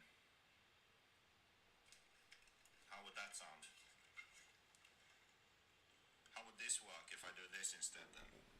Got some issues. It's still quite expensive if you want to be very competitive, isn't it, RC? Yeah, this is Okay, we can finish this off like this, so you'll hear. Oh, what's going on, I guess. We cannot forget that when talking about the European Championship, it's the pinnacle in Europe. Okay. So if you want to participate... Surprise, but we've also had meetings between Control RC Racing and Polestart TV, who Laszlo has absolutely pushed an amazing concept in what he does, and he is in fact technology. I know about this Polestart TV because when I went on the EFRA meeting last year, Polestart TV guy contacted me and we spoke about these things also, because he has a system where a track can sign up and a track can, let's see, I'll find his website. A track can sign up and buy this service he provides, which is installing cameras on the facility, and then I'm not going to do it. The internet is so shit anyway. It's Polestart TV installs cameras, and you can stream your races. So without any people there, any crew doing it. So it's like a sort of static camera stream. But when a track gets it and you get a couple of camera angles, and it also is automatic how it changes between the camera angles, I believe it was. You can set it up to, follow the leader or whatever. It goes by, it estimates where that car is based on the lap timing system and all that stuff. So it's automated to a degree, and it's pretty good actually. Go on polestart.tv and check it out. So apparently they are now finally working together. I know he said that he had been trying for a long time to get EFRA to work with him. So this is positive. This is good, because then more tracks that have races but can't get a crew there to cover it, at least they can still stream. Well, we have, and I think he's doing something amazing. And the key to the success in all this is that we work hand in hand. We're not rivals in this. We can work and learn from Laszlo and do everything we can with Polestart TV to improve the coverage. Exactly, and this is a guy who's in the EFRA meetings and been there for a while and has been trying to get to work with them. So I'm glad it finally happened, but it shouldn't be this hard. Exactly, it's the words that we said before: modernization and cooperation. I think it's the keyword. We are in the same boat, so we don't need to fight in that area, or we don't need to compete. Everybody could be a specialist. We got a skills good for the final product. And also, well, I don't want to forget the key point of the associate members in the live coverage. We need them because we want to provide a new experience for them with new value, because I think one of the targets of the development plan is that the industry see the value in that project. And I think that the live coverage, because it's the representation of what we are doing, and it's the best technology in the European Championship, I think it's time for them to provide. How did I do that? Because they really provide the products through the top drivers. That is important to show the product that they are using on the live coverage. So I think this kind of advertisement for them as associate members could be a key point for us. Even also addressing the tracks, and addressing the track could help federation and clubs to get more funds in terms of advertisement. So I think it's a value chain that everything could be benefit, and I think that this is the point that we have to agree with everybody. Yes, and as you alluded to before, it's very much the plan, and what we're hoping to make happen is a broadcast situation in which we have a studio and then a team on the ground at the event, and those two teams will work together hand in hand to provide a shorter piece of coverage, but something that incorporates the volume okay now? Finals Day afternoon and is much more clean cut, something that looks super professional and high end and like sports, the coverage that this high level of sports deserves. Exactly. So having and also the ability to bring in guests who are watching around the world to get their views and unpick bits of the race and have all those kinds of conversations that you would expect to see in a professional or a big motorsport like MotoGP. That's something that we're moving towards doing. Exactly. If we want to modernize our coverage or our structure, also we have to make a step forward in that area, and we have to see exactly what the others are doing. Of course, budget and resources apart, but I think that, as I said before, because everything is linked, 10 years ago, when JQRacing TV started, the technology is something that it could be an issue to provide a good quality of coverage, and they did it. It's also the work that JQRacing TV did is a heritage for EFRA. So the technology are improving, and now we are allowed with the technology to do different teams. So which means more professional, because in a studio you have all your tools set up to provide content more or less on time or online.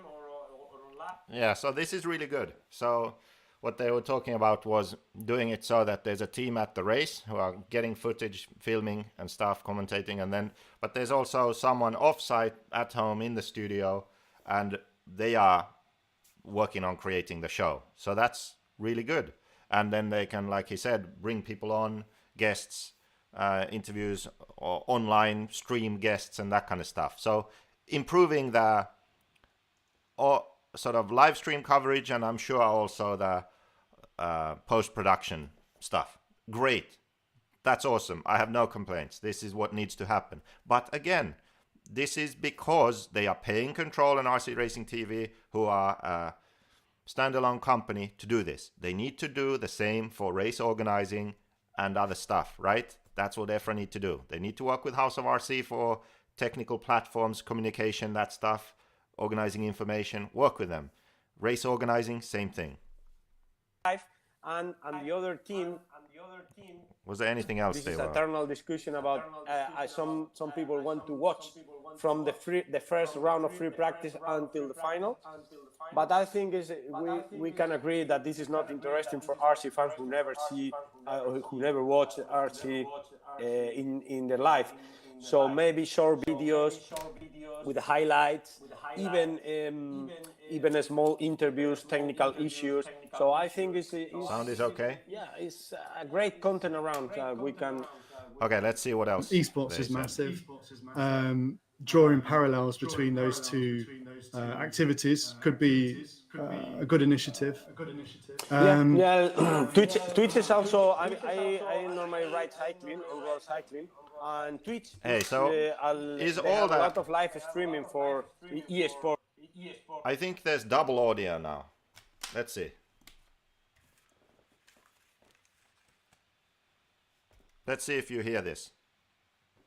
Or in cycle. So I think yeah, I think something to consider. now. During the lockdown last year, we tried a small Let's see. I think there's double audio now. Let's see. Let's see if you hear this. Yeah, now the audio is magically back. I don't get it. I don't know what happened. With BRC, and okay, it's not completely closed, so maybe in future we can come back again.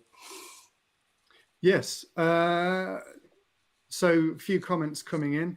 Hello to Scuderius Campirosso. It's nice to have you watching along with us.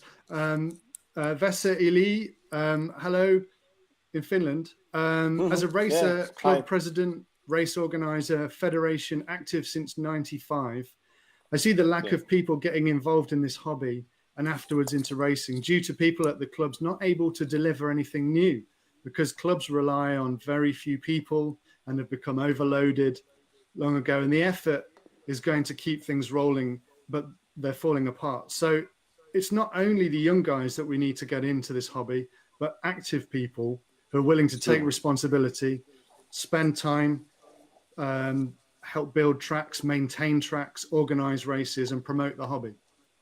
Actually, on the ground, I think that's a really important point. Yeah, I think we have to, as I said in the beginning of the live, we have to provide a guideline for federations and for local clubs. So if in the top of the mountain, we consider that EFRA could be in the top of the mountain, we have this kind of project. This project must be spread to the rest of the mountain. I mean, so last generation, my father's generation, on the last generation that who provide clubs, so they was there many years.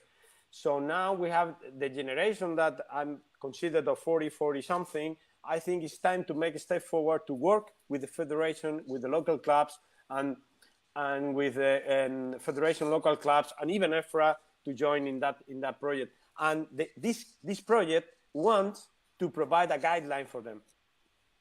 Indeed, yeah. Adam. Okay, how though? So this is also exactly what I said that should happen. EFRA needs to provide guidelines. Federation needs to set guidelines and show club. How do you start a club? How do you build a track? How do you run a club? What kind of programs can you have for new people and kids and this and that?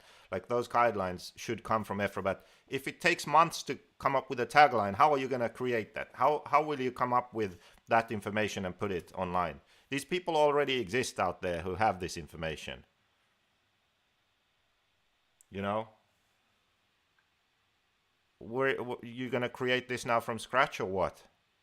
Like the bureaucracy, it's like that. It's so inefficient how they work. This needs to be somehow sped up. It sounds wonderful when he says it, but what will actually happen? What will we see? Reeve says, you've mentioned that you want to get more kids into RC. What about trying to organize more races at shopping centers?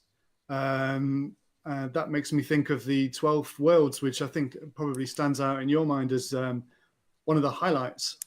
Yeah. The 12 Worlds in Milton Keynes. Yeah, of course. We have to consider which classes are better to provide this kind of races in the big areas like malls and everything. Not all classes are it could be possible to do that. I imagine large scale in the big places, so the safety measures are important. But we have another classes that we can provide this kind of tracks, like in big malls or in centers, or even in the school centers is possible. So yeah, we have to review the classes because now we have so many classes, which is good, but we can, let's say, use, I don't want to use this word, but everybody could understand that we want to use this class according to the interest that we can make. So 112 is a great class to be Euros on the malls, on the big popular centers.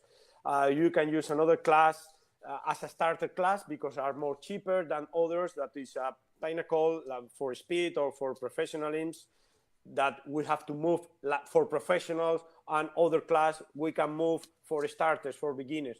So this kind of, we can see the classes not at the same level, but we can see different classes playing different roles, and I think it could be the future. Andy Beaumont is saying maybe more interaction with other motorsport groups like Goodwood Festival of Speed, British Motor Museum, but obviously this is Europe-wide, so motorsport, full-scale motorsport events and things like that could be an option to look into. Yeah, of course. One of the key words in the project is to go outside of our RC world. But Okay, so now this is key. So the shopping center thing, not all classes are good for that, like blah, blah, blah talking, but I missed it if there was some kind of tangible thing like, yes, this is what we want to do. We are going to pick the best class to showcase our hobby, and we will make an effort to every year have a rotation between these like 3 good classes, 10 scale electric touring car, 10 scale electric off-road, and 1/8 scale nitro off-road. These are classes that we can build tracks for in shopping centers or parking lots or at some big events. It's relatively easy for us to construct a track for the European Championship. So these are the classes we will showcase to the public. And every year, one of these classes will organize a big event. And we have hired an outside company to take care of producing this event. So in 2023, it will be 10 scale electric off-road, and the event will be held in this location, and that's going to start the rotation. The year after we focus on touring car, and the third year we focus on 1/8 scale nitro off-road. So every year EFRA will be putting on one European Championship at a major event. That's tangible. That's like, this is happening. He was just talking. He was just talking. But he didn't say anything! In my opinion, he didn't really say anything. So now, same thing for this next question. people have to know. People, when I say people, it's people who are not related to RC, the normal people, I mean. People have to realize that what we are doing, because I think everybody who are related with RC, when talk with people who are not, and asking, why are you doing, and you can see the cars, and you can see what the technical car is, and people are amazing. So, and people, when I invited more of my friends who are not on the RC, are racing in my home track or even in the Euros because it's close of my hometown, automatically I say, wow, that's amazing. But people don't know, so we have to move outside of RC. Yeah, how? Okay, different ways to move forward, but at least this is one of the goals that we have. There are different ways to move forward. We have to move out. How? Say something. Say something of substance. Yes. That wasn't an answer to the question. We talked about having kind of heroes in RC, the idea of promoting the kind Was of that an answer? maybe the Was that an ambassador answer? level, or just the idea of RC racing stars and how they can be a role model for other people. My camera's kind of on gonna the die. flip If it side, dies, we finish Joseph this on M. Monday. French says it's important that all drivers must have 5 minutes of glory in the media. Yeah. Okay. RC, we had Neo Buggy, we had several other. I saw Just this Buggy. part. We This had was about a number independent media. of news outlets for RC, and we have seen them kind of shrinking. Okay, I remember. I think this is the last thing I wanted to say about this. Hopefully my camera doesn't die. Keenan asked about independent media and the lack of independent media these days. Matt started to explain that, yes, in the past we had all these different media companies. Obviously, we work very closely with Chris at Circus RC, and thank the Lord we still have Circus RC, but RC media is dwindling, and that's a real shame. But what I hope is that by us growing EFRA, growing the sport, that there will be more space and more growth again so that we can get some more independent media. Hello, Keenan. Yes, of course. So what is EFRA going to do to help get more independent media, support media? You know, they are going to do their live streams from Euros and stuff, which is great. What else? The reason to lack of media partners in the European Championships is because we don't have resources to provide to go to the races, because they need funds, or they have EFRA has 200,000 euros in the bank right now. to provide funds from any company who support that, or even they can get funds from the website or the magazines in the past or whatever. That's the reason to create value. So if you create value in our races, maybe the industry could be interesting, or even the media could be interesting because they can get funds.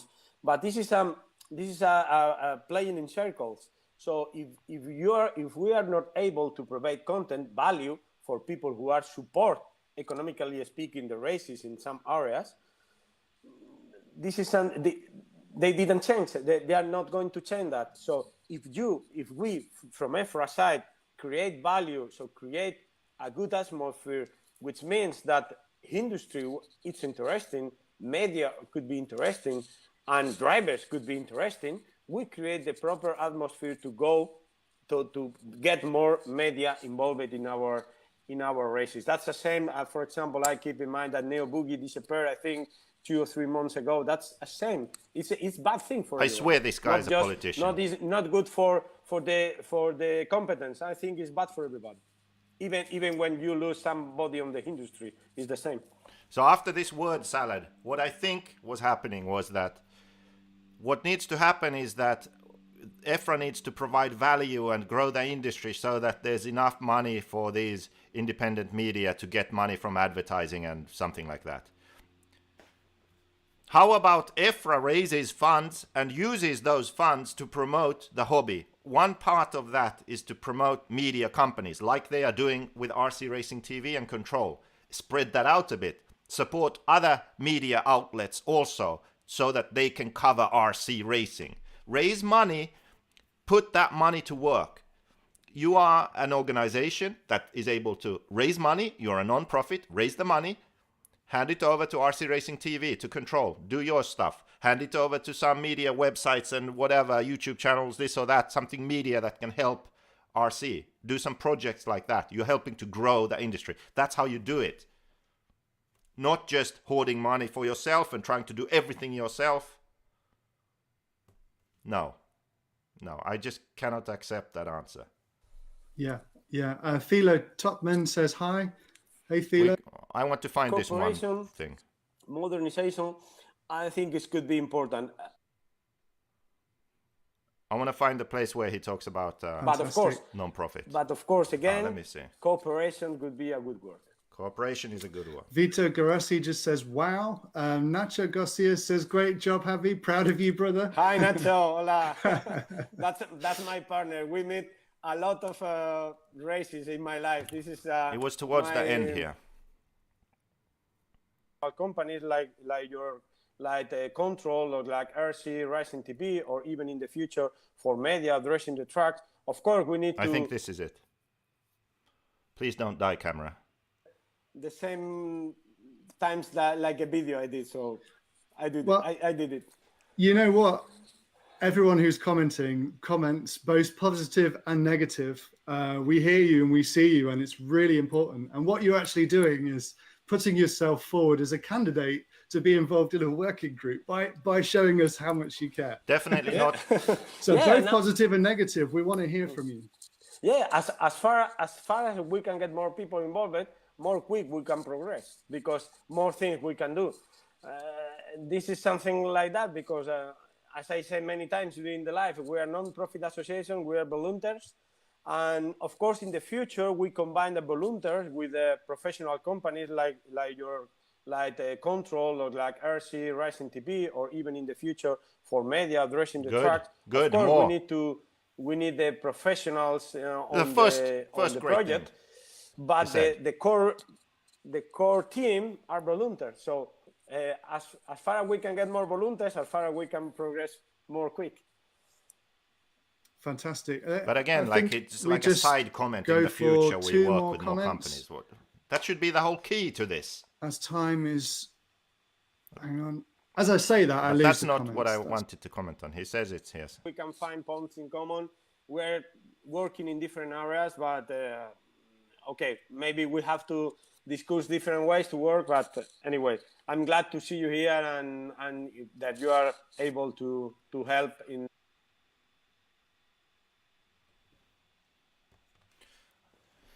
He talks about EFRA being a non-profit.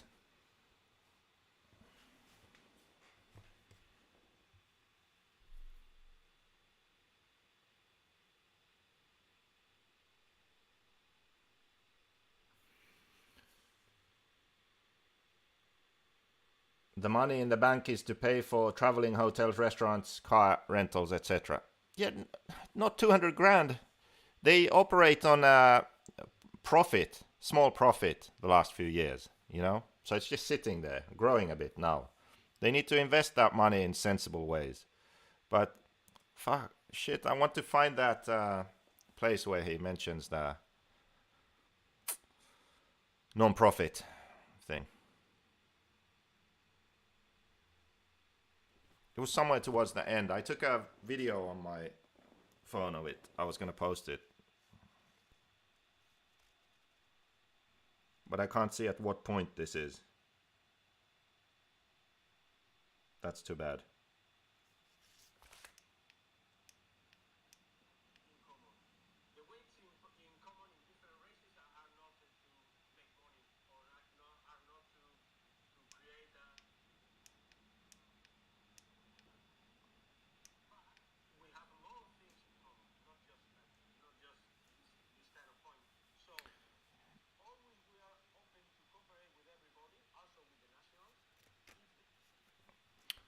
Let's try. I want to find this.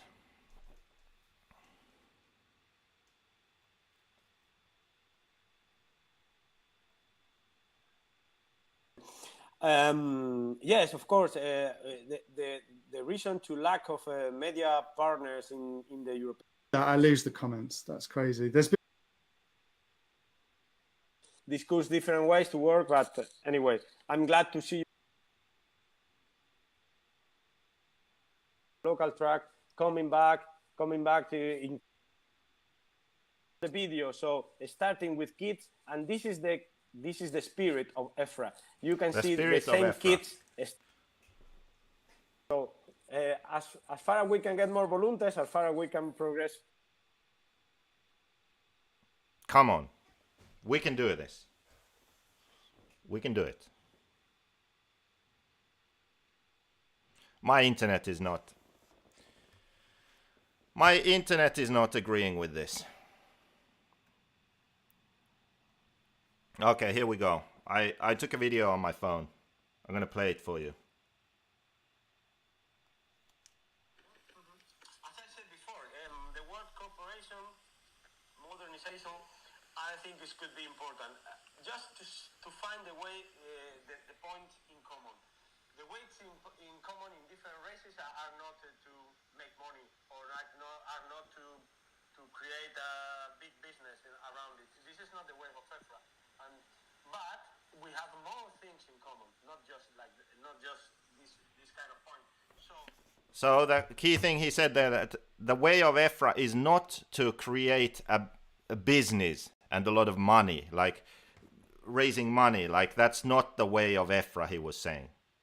But we have other things in common. But I just don't get this. Like this is the point that I don't understand. Because we are non-profit. We are non-profit. It's not about running this like a business making money. Like we are non-profit. Non-profit still can raise money. Have you ever heard of a charity that's like, hey, we run this non-profit charitable organization, but no, we don't want to raise more money. No, we don't want money. We don't want to take in a lot of money and spend that money and helping these schools, building schools, this charity that we have building schools, that we are a non-profit, so we don't want money. What the fuck is this?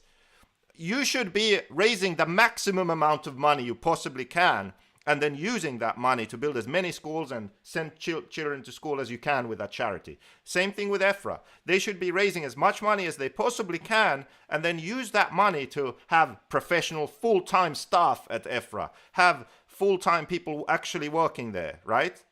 That could be good, a few people like that. You know why? Because then you can actually be efficient and get shit done. You can still have the core of volunteers and passionate people and meetings. You can still have that, but also have some, like at least one person, maybe two, who's like full-time, this is my job, okay?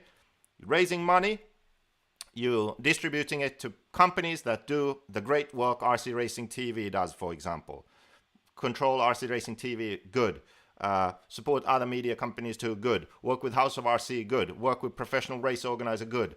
Hold one European championship at a big event, good. And he's saying like, oh, we're a non-profit, we don't want money. Such bullshit, you know.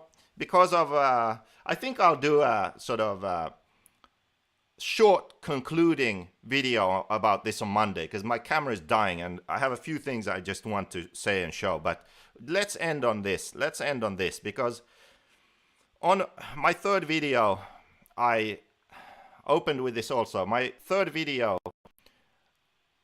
I showed their development plan and then I made some additions. And I'm happy to see that in this interview actually, or discussion, some of those points were brought up that I put in that video. But the points were like a sort of side note, like how he said like, yeah, it's about collaboration and we also need professionals. We're volunteers, but we need professionals like RC Racing TV. And then he just said one sentence like, in the future, maybe like other companies or something, like it was like mentioned there. No, that should be a central core goal and target of this. That's what EFRA should be doing. But it's like a sentence in the word salad was that. Not very happy about that. But hey, let's check this out. And then we're done. We continue on Monday. More time.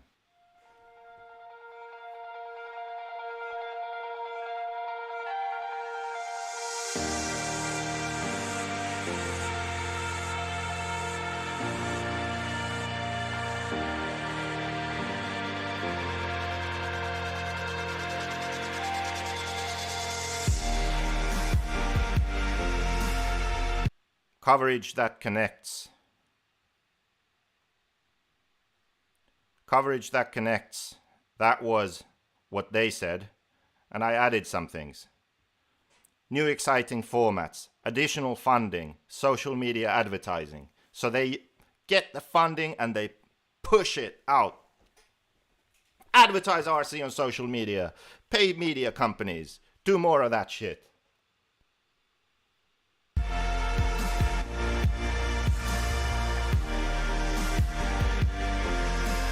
All about heritage, right? They said, continuing our heritage with the best events in the world. I added, hired professional event organizer, annual European championships at major public events. This was mentioned, but he just talked about different classes and some are better than others and blah, blah, blah. But no actual tangible things like this is what we're doing.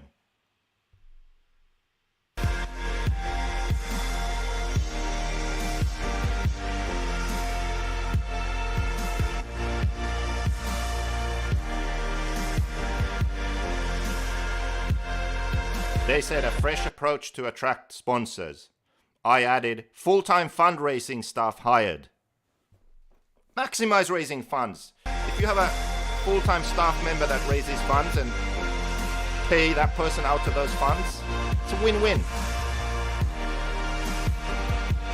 With better internal communications. Again, politician speak. Doesn't mean anything. Not saying anything. I added new clear and concise EFRA tasks and responsibilities. Quarterly Zoom meetings with decision-making power.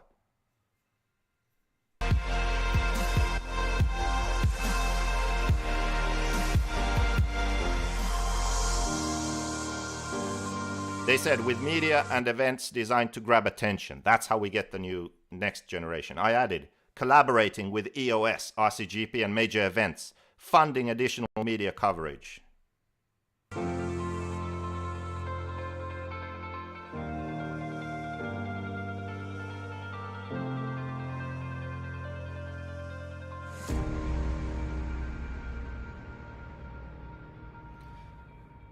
They had EFRA development plan. I added see EFRA.ws for complete guidelines for everything RC. They have guidelines for everything. You want to start a club, build a track, have a program for kids, figure out a race schedule, club racing format. They have it. EFRA is the center of that. That's what they should do. Right? Anyway, I'm done with this. Pissing me off. We're leaving. We're done. How do I end this stream? Thank you for all the people who sent super chats. Thank you very much. I appreciate it very much. My camera's dying. We need to get back to this next week. Thank you to JQRacing 68. He sent a bunch of super chats. Thank you very much. Robert Parenti, thank you. $4.99. Matt Brendel, and then I'm not going to say that one again. Anyway, stream over. Thank you. See you next week.